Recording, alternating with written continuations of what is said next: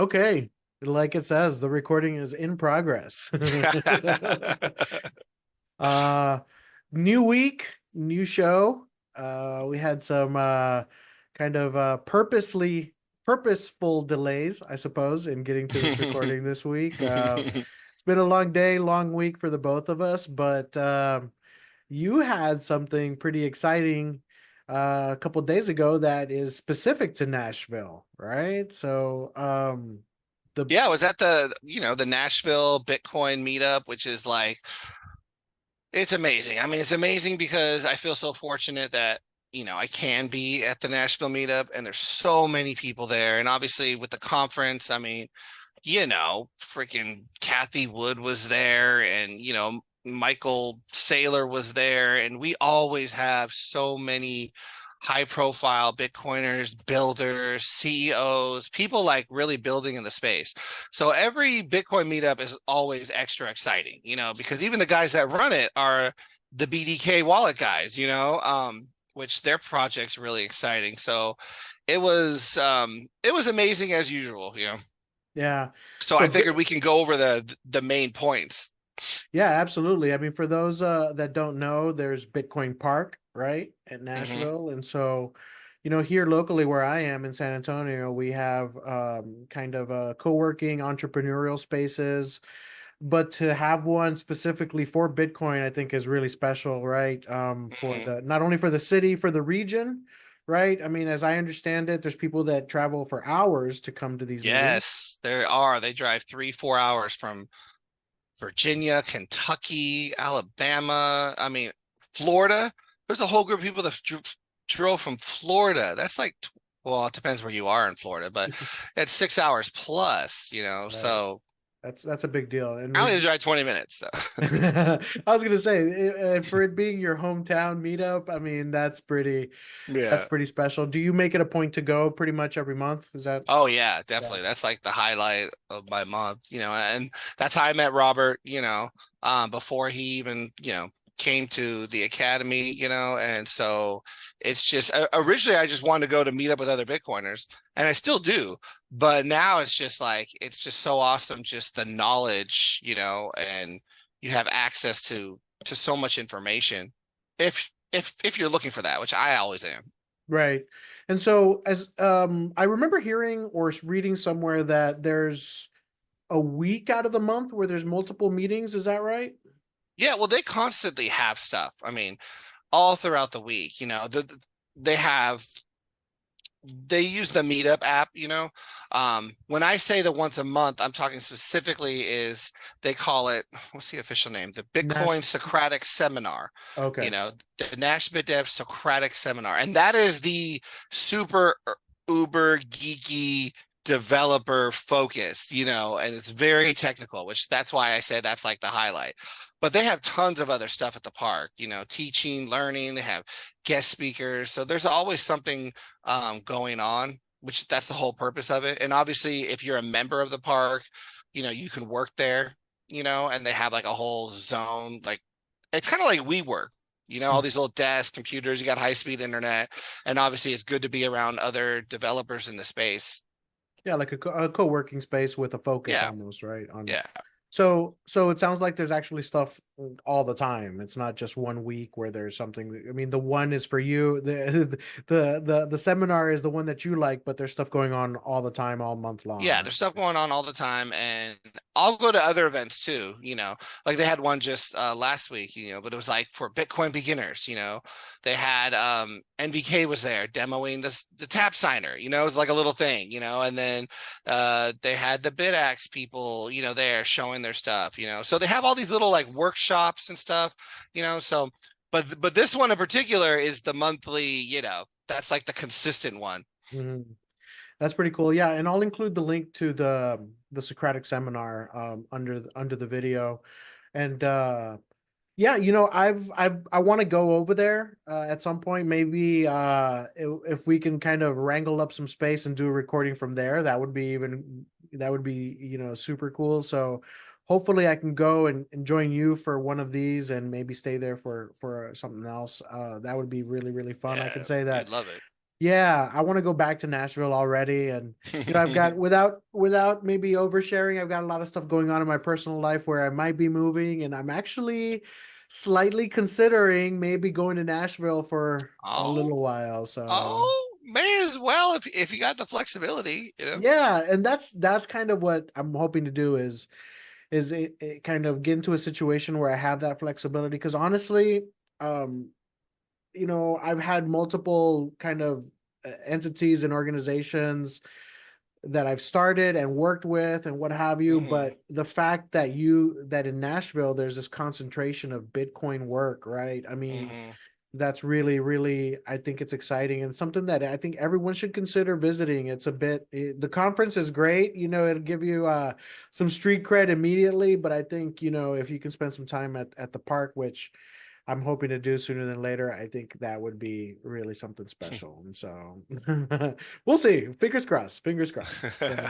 Um, so was there something specifically that stood out at the seminar for you? Oh yeah, let's Was there see. anything wallet related or maybe something else that you'd like to share? Well, yes, there's always wallet stuff. The first thing they went over, and they did a live demo of the BIP 353. I'm sure you've heard of that. That's the DNS payment thing, Hmm. and that's all wallet. So what that is wallets are adopting it rapidly.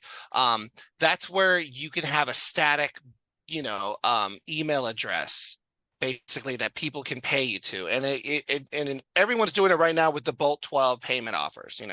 So what's the Bolt 12 payment offer? In Lightning, when you want to get paid, you have to submit an invoice, right? And someone pays that. Right. The the problem with that is every single time you want to get paid, you have to generate an invoice. Even if the same person's wanting to pay you regularly, you always have to generate an invoice.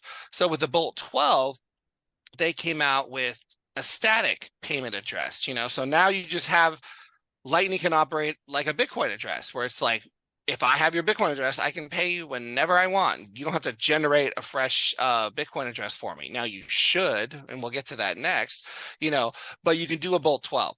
So the DNS payment is where you put, if you have a domain. So I have a website, whatever, walletsrus.com.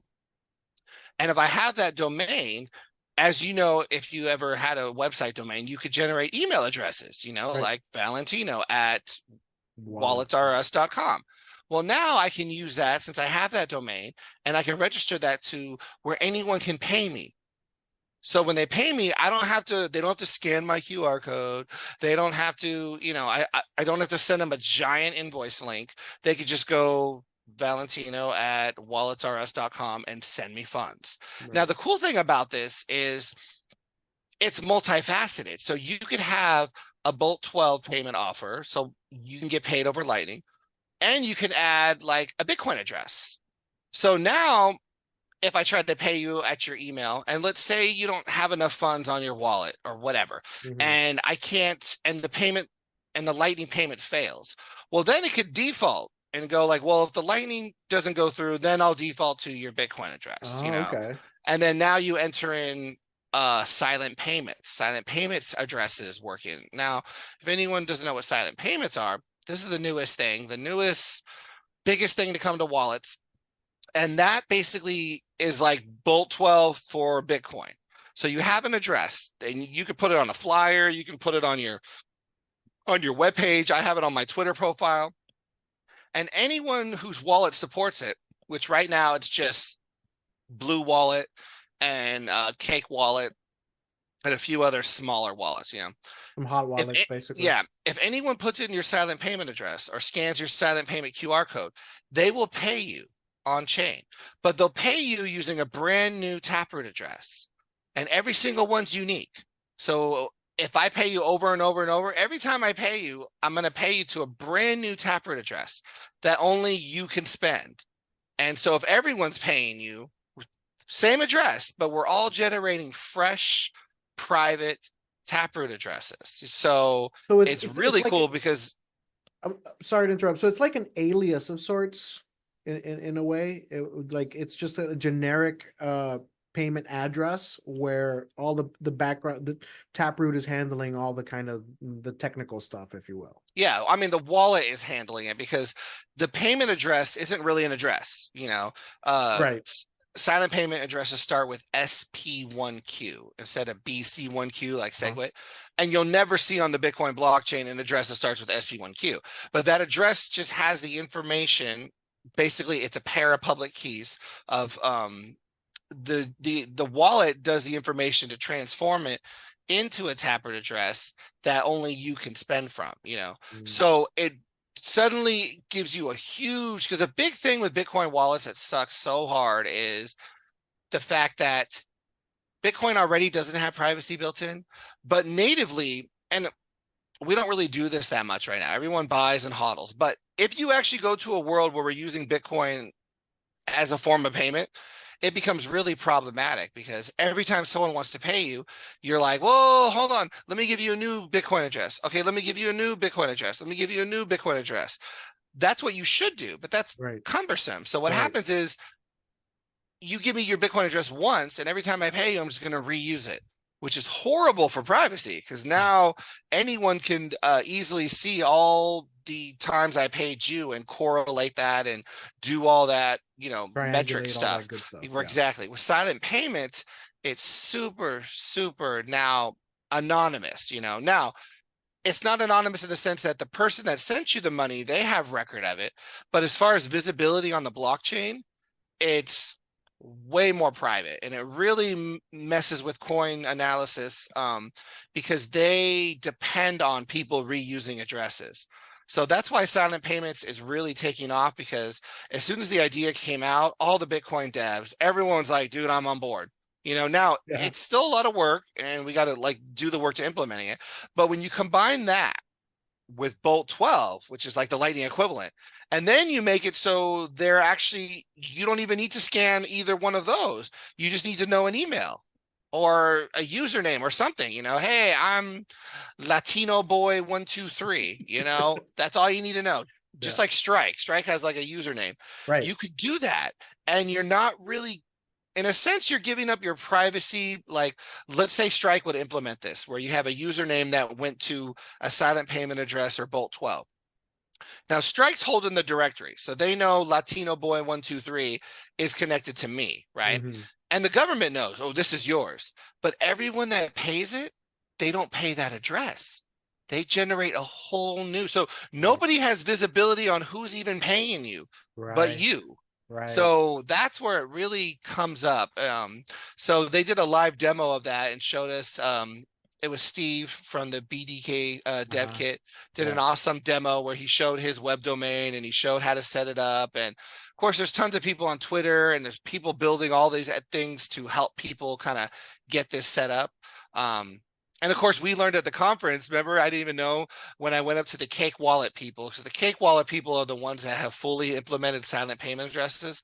And I was talking to the developer when he got off stage, and he was like, well, if you put a silent payment address in your Twitter profile, people can just pay to your Twitter username.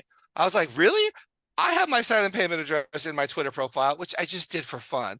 And he's like, really? Let's try it. And I opened up my wallet, or no, he opened up his phone and he Right. typed in my Twitter handle, Uh-huh. at VAs or Tucci or whatever. And there it was. You could pay me from my Twitter It handle. came through, huh? Yeah, now that is a proprietary thing that they did, or any wallet can do if it's on your Facebook or on your LinkedIn.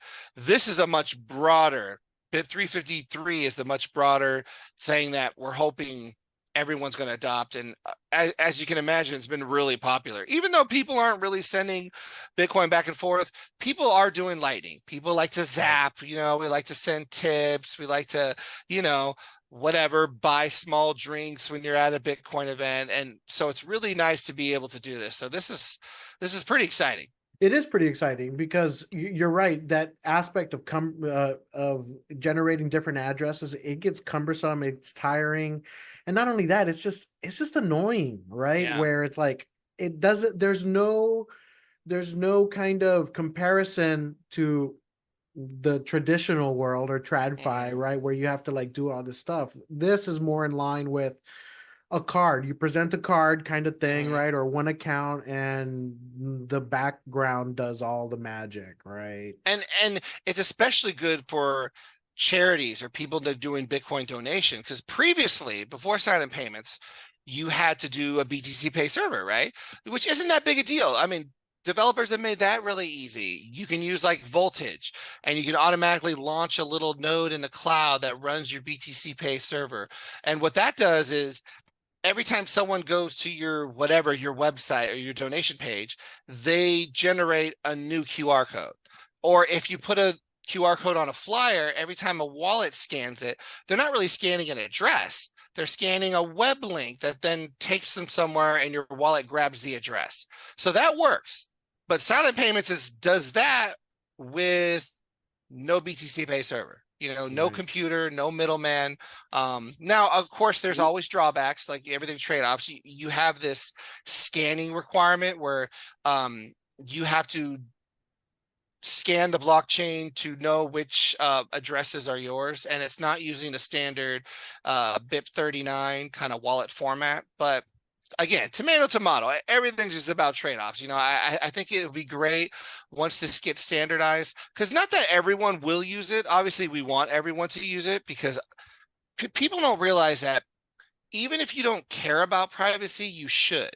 Right. And what really hurts privacy is when a majority of people don't care about privacy. If everyone's just reusing addresses, you know, it it doesn't matter that you are giving everyone a fresh address. If everyone around you isn't, that really hurts your anonymity. Like, you That's right. need everyone to do it. So that's where these tools, Bolt 12, silent payments, now they all come together in a DNS payment instruction where, and just to be clear for you altcoiners, anything could be under your email. So you could have, if you're opening a Solana wallet, the same email, Latino boy 123 will pay my Solana. If you're on an Ethereum wallet, the same email will send Ethereum. It is an overall universal address. Okay. Wait, hold on. I'm gonna register that Twitter handle, Latino Boy 123. Oh gosh, don't do it. So listen, for BIP 353, DNS payment, do you have to actually update the DNS records on a domain? Or is it just is it like, does the email address reside No, on no, some yeah, other? you do. Like, and that's what they demoed. Like, he went in GoDaddy and he showed us like the format that you have to put in, you know, um, and that's how you would do it yourself. But a lot of people don't have a web domain. They're not going to go to GoDaddy and buy a domain. So Right. there's a lot of people popping up where they bought a domain, Mhm. and and they're hosting other people. So you can just go to their site and it's Oh, whatever your name at bitcoinme.com or something. Now, obviously, the danger of that when you have it on someone else's is, what if they kick you off? right. Oh, that'll suck. It'll stop working. So Or that's the why it's better if you have your own domain or a domain that you control. Oh, so it's a C name, D name. Okay. And it must have DNSSEC. Okay, that's Mhm. cool. I'm curious, did Proton Mail come up at all Oh as yes, part they of the came up conversation? next. Yeah, they're later. Well, let's skip to Proton Mail. So a Proton Wallet. So they talked about Proton Wallet, and Proton Wallet especially was a big deal because they built their stuff on BDK. BDK is Bitcoin Development Kit. And with the Bitcoin Development Kit is basically, it's a project where, okay, creating a Bitcoin wallet or any crypto wallet is very tricky because there's so many foot guns. There's so much nuance into ways you could screw up a transaction. And that's why, historically, there's been very few Bitcoin wallets, because it takes the highest caliber of a programmer. On top of that, they can't make mistakes. On top of that, they need to really know all the ins and outs, because we like to say in the Bitcoin, like, oh, we have BIPs. Okay, the BIPs are just a starting point. Like, Right.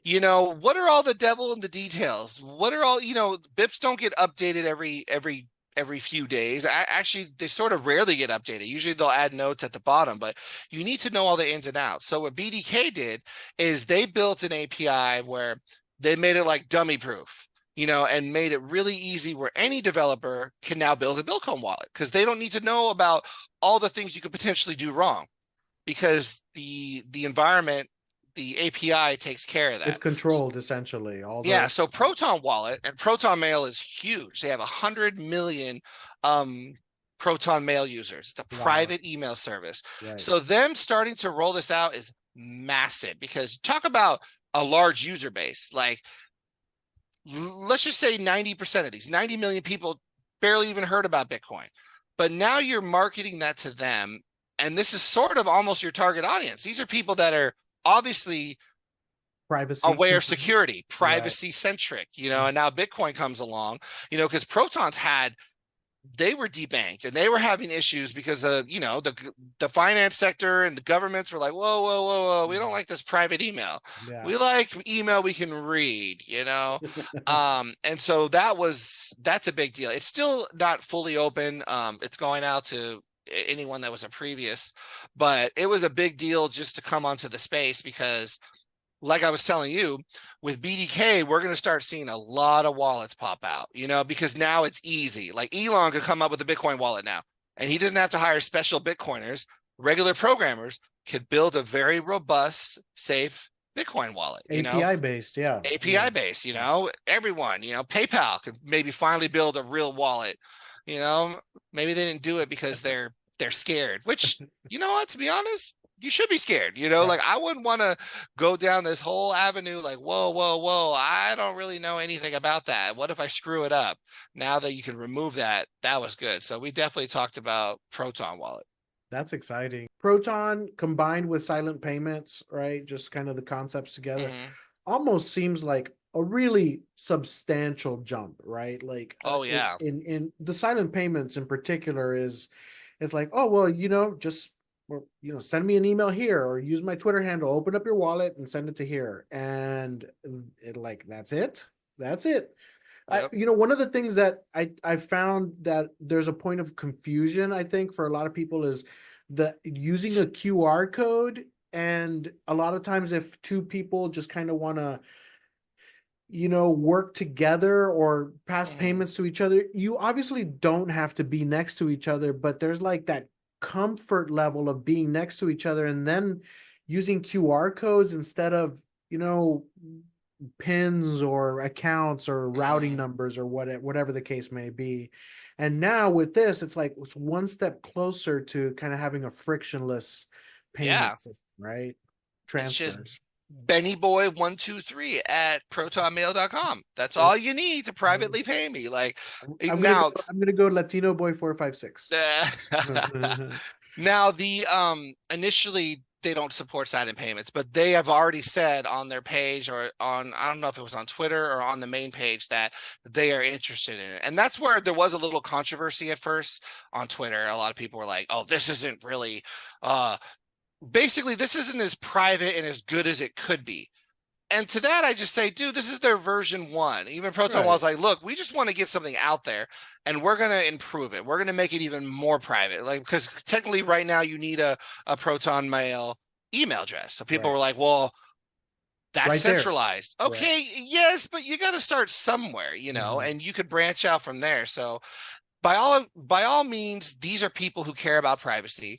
These are people who are, by all accounts, they're like one of us, like they care about censorship resistance, and they're good actors, and for their version one, the wallet looks nice and polished. I haven't used it yet because I'm still on the waiting list, so I don't know when I'll get access, but it's definitely going to be a huge, huge push and definite exposure to Yeah. Bitcoin wallets.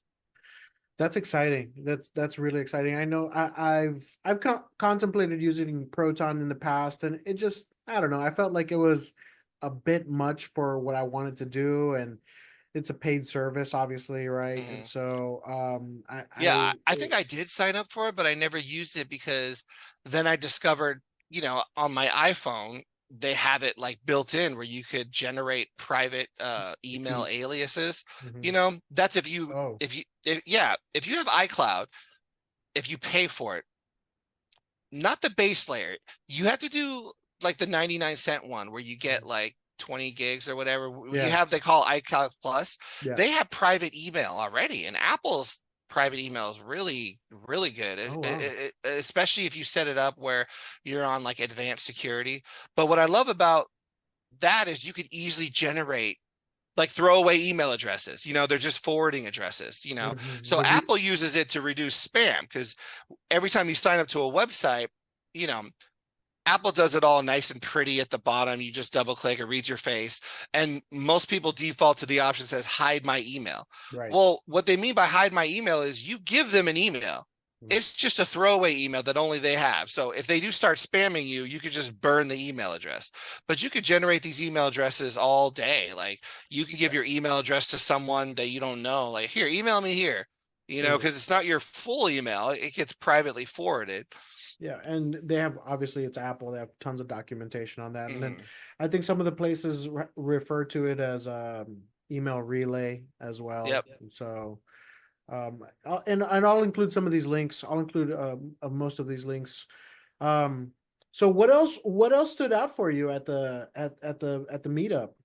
Well, we talked about also Mutiny Wallet shutting down. That was huge. Are they And shutting down? Really? yeah, they're shutting down because, That's sad. A yeah, little and it's sad. really sad because everyone loves this wallet. Like these guys were like creme de la creme, brilliant programmers. And what they did in a small span of time, like a year or so, was absolutely amazing. Like they built the first really robust web wallet, and that was their primary goal. Let's build a web wallet. Now, why is that important?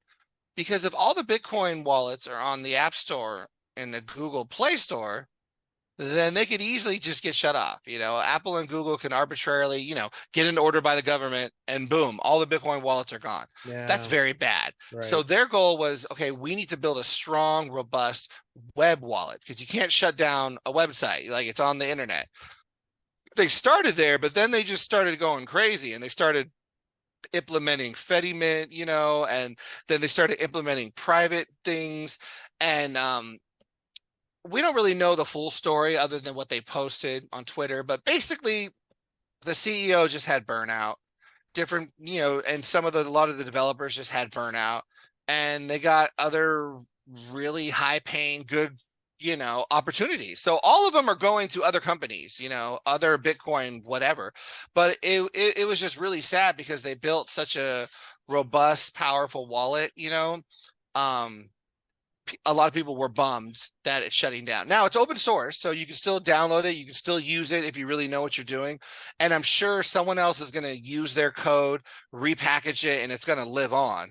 Like good code is good code. Right. But yeah, Muni Wallet is shutting down, which is Yeah, sad. that's kind of sad. I remember, I mean, there was a lot of hype about it at the conference, I Mhm. mean, that was just obviously recently. And so I downloaded it and it was the rep one of the reps that was up there was, just seemed like a lot of guys, right?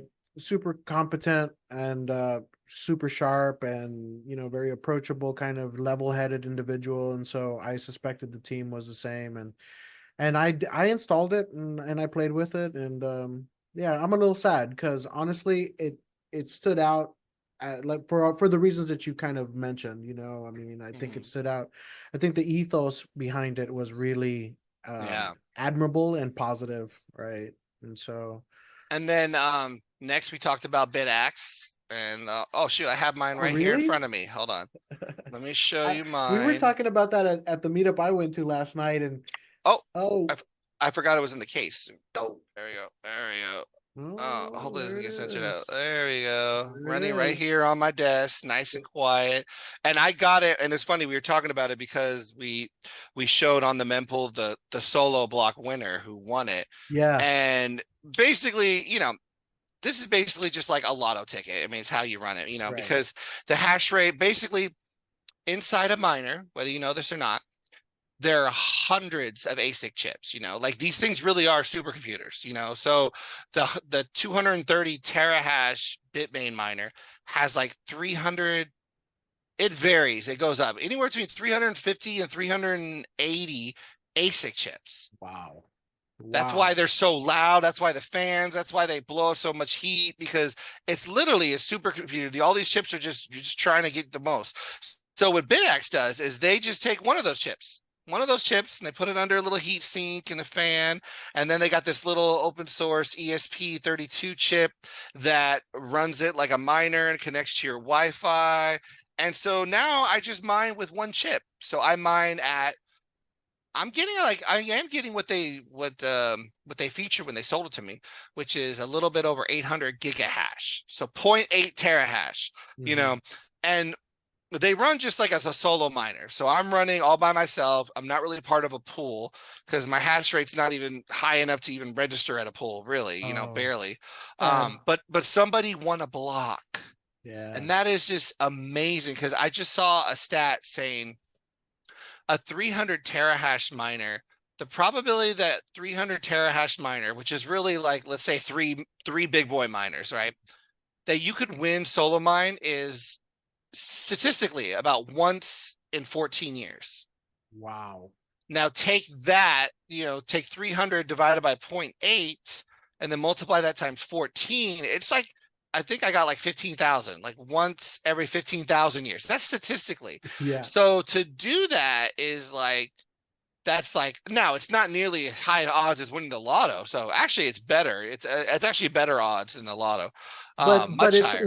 kind of in that same kind of out of reach kind of Yeah, it's realm, out of right? reach. But the Yeah. thing is it doesn't make any noise. It's cute. It uses like, I don't even know. I did the math on it, like $8 of electricity a month, whatever. The same thing as my computer, whatever. I mean, it's nothing. It's just something fun. And now it's fun, but here's the thing. If you have millions of people with these, now you are actually a real percentage of the mining hash power. Because Right. basically it's every 360 of these, let's say, equals one miner. Well, if Mhm. you have millions, now you just have tens of thousands of miners. So you have real hash power just going on. And that's BitAxe's real that's the core tenet of their company. Is like, we want to get we want millions of people to have these, whether they have them like this or we build them in water heaters or pool heaters, or we do all these types of things. But it's cool. And again, I got one at the conference, which Yeah. I was going to get one anyways. But as soon as I saw that somebody won a block, I was like, all right, I don't do the lottery, but it's not about that. It's just fun to do, but it's extra fun when there's a possibility that I can win a couple $100,000. Right.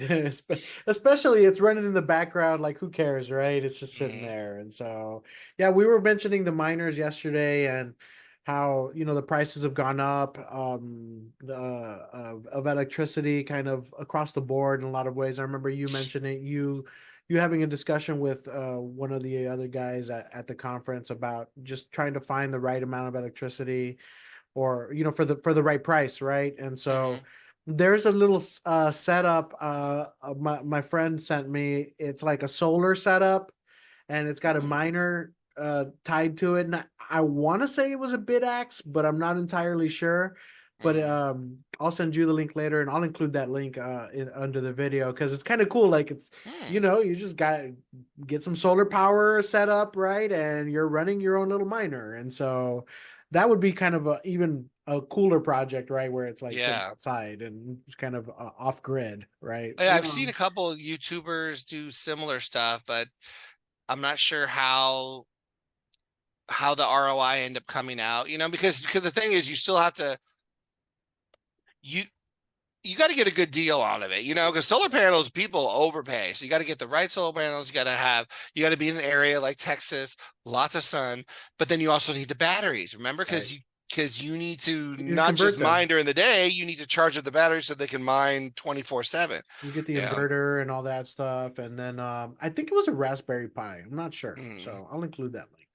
And then Uh, next we talked about Fedimint, and all their newest stuff because they're part of the reason why the Mutiny guys got worn out, because the Mutiny wallet guys they had a lot of the back end with their, because they implemented Fedimint, and there was mhm. a whole thing where, going back to BIP 353 DNS domain, they were using that as a payment address, and it was a .xyz domain.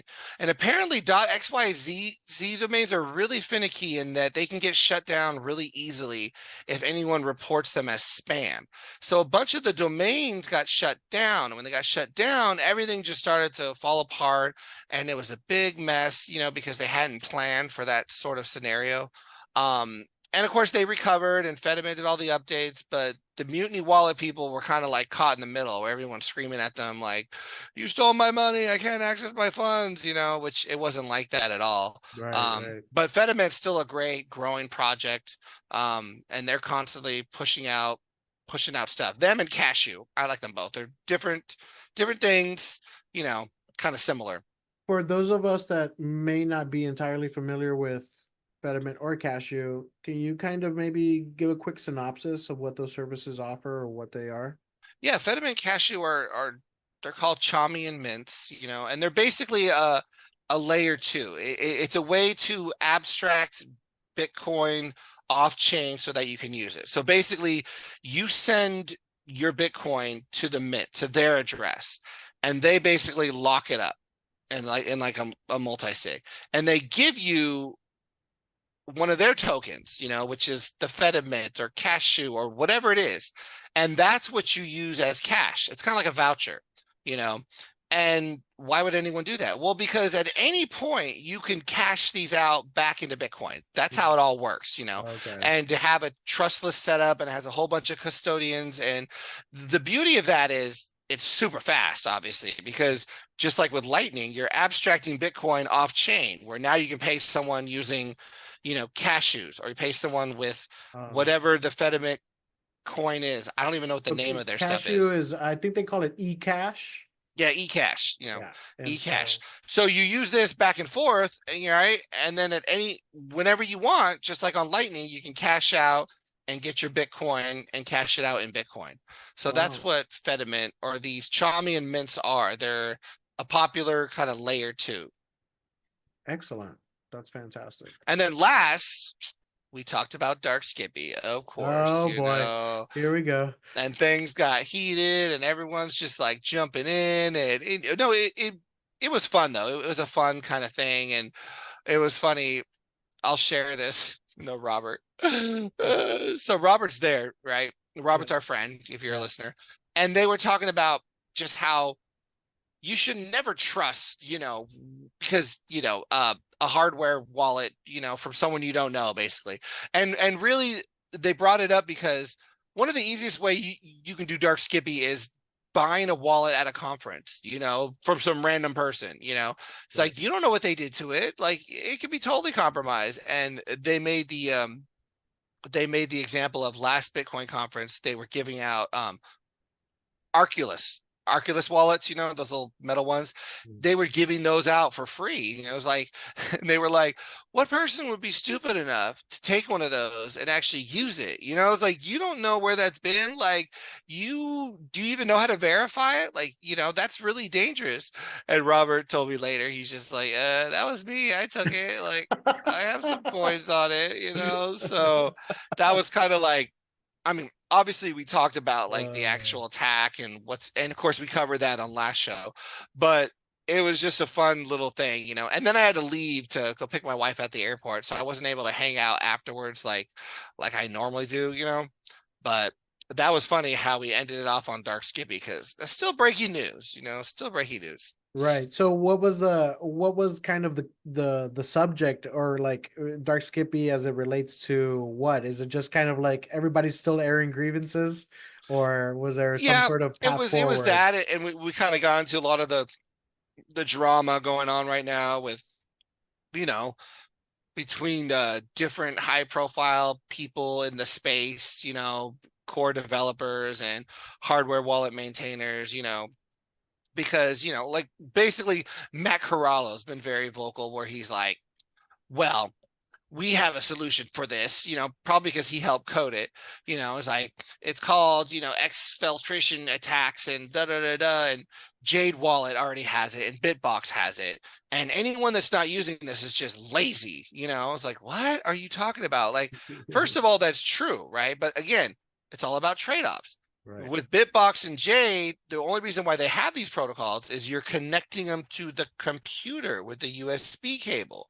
And so the way it works is a piece of software on your computer that you're trusting, right, is Right. working in some extra magic with your hardware wallet. That way you don't have to fully trust your hardware wallet, but you have to trust the software on your computer.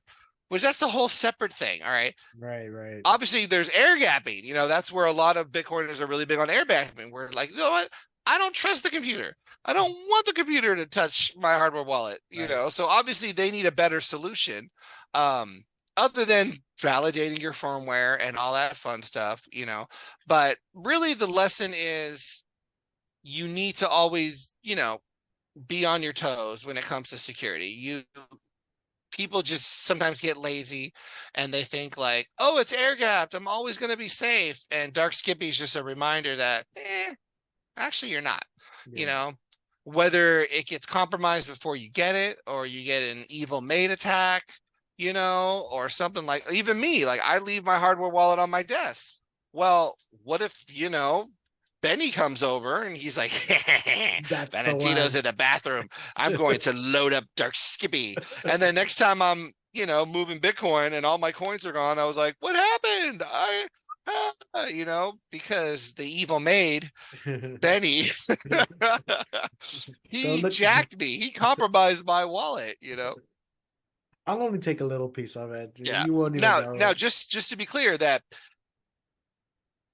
cold card in this instance does mitigate against that. Like there's Right. no way you can load up false firmware without it being signed from the manufacturer. And even if you could, there's a big warning light that comes on and you'll know, like when I turn on my cold card, there's always a green light. If it's red, I know something's wrong. That means Mhm. someone's trying to bamboozle me. Yeah. He's trying to compromise my hardware wallet. And different wallets have different, they all attack this and do this. Obviously the easy solution we talked about, do some multi-sig, just do a multi-sig with your computer. And then you basically have exactly what Jade and Bitbox do. You Mhm. mitigate this attack. But it it was interesting hearing what people had to say about it. And I was surprised how many people still hadn't heard about it. I was like, oh, maybe because I'm just too much of a nerd and I get excited when there's all these cool hacks that come out.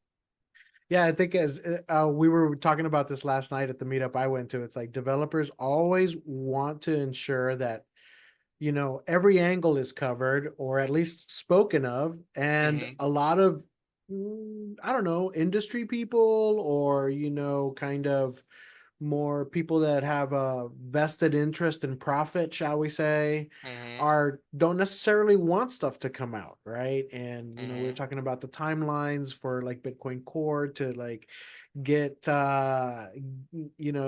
get disclosed, the bugs to get disclosed and all that stuff. And then part of it was this kind of stuff is sort of like the attack vectors are really important to recognize, and it's important to recognize them so that you can mitigate them, right? Yep. And Yep. that's the biggie. So well, thank you so much for the recap of the Bitcoin meetup there. That's super exciting. I'm a little jealous. One of these days, I'm gonna be there. If anyone else has been there, please comment. Let us know if you've been there, and even you, Robert, and let us know if you're watching it. If you like what we're doing, please like and subscribe. It would go a long way to help us get some more info to you. And so we will check you out soon enough. Thanks, guys. Adios.